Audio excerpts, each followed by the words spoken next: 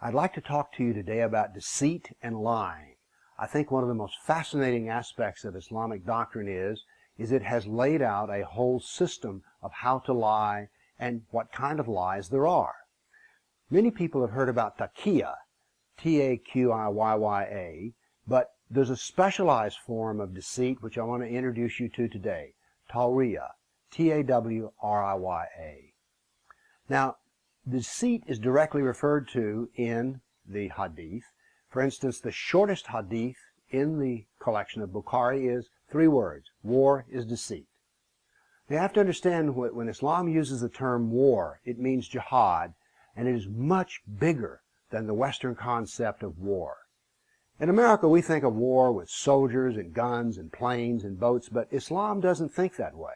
It sees that as kinetic war is only one form, war of the sword, but it also has war of the mouth, war of writing, and the war of money. As a matter of fact, jihad of money is referred to many times in the Quran. The big thing that where jihad differs from us, though, is the entire concept that it is a civilizational war and goes across all aspects of being a human being. And so this is where sometimes tawriya fits into the civilizational war. Now, tawriya is best given by examples, but it means a double meaning. For instance, if I pick up the phone and you ask for Joan, and Joan is in the next room, and I say, well, she's not here, and by that I mean she is not in this room that I am in, then that is tawriya. And it's not considered to be lying because, strictly speaking, it is true.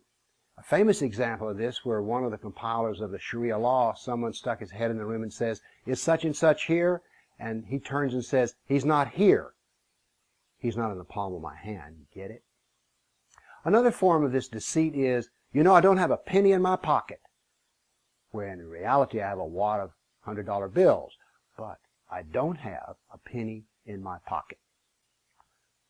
Now here's a form of deceit which came out of England. An imam said this.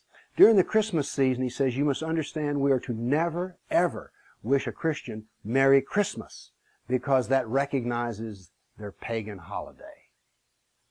But you can say this to them: I wish you the best. And in your mind, you know that the best would be that they become a Muslim.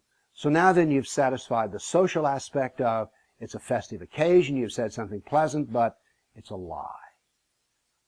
There's another famous one which is given in the Sirah, in which a man becomes Muslim, and this is in Ethiopia. And he knows that he's going to be asked about how he feels about Jesus, and so he writes on a piece of paper and puts it in his pocket, there is no God but Allah, and Muhammad is his prophet. And so he, in talking with the Christian king, says, I swear by, putting his hand here, thinking it's on the heart, that Jesus is Lord.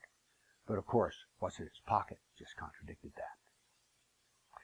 Now, there's a very famous story which sets up the archetype of deceit.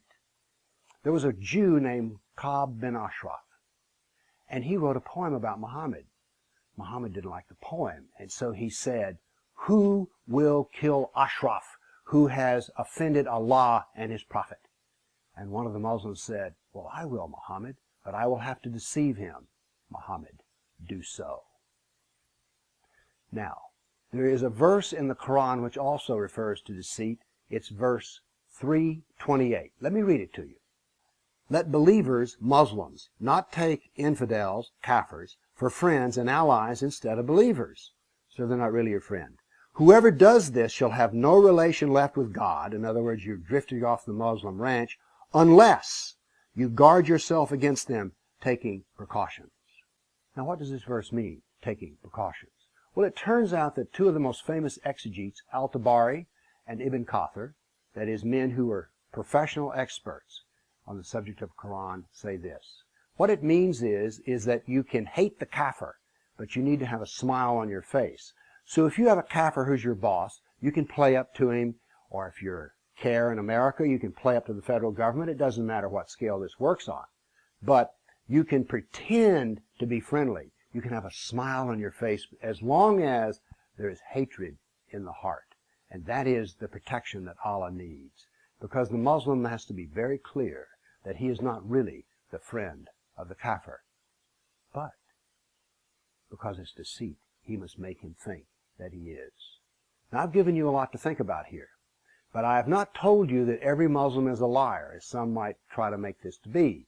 What I'm saying here is that every Muslim has an ethical option at all times to lie if it will advance Islam.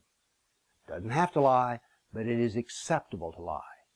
So think about that the next time you read something that Muslims say about Islam in America. Thank you.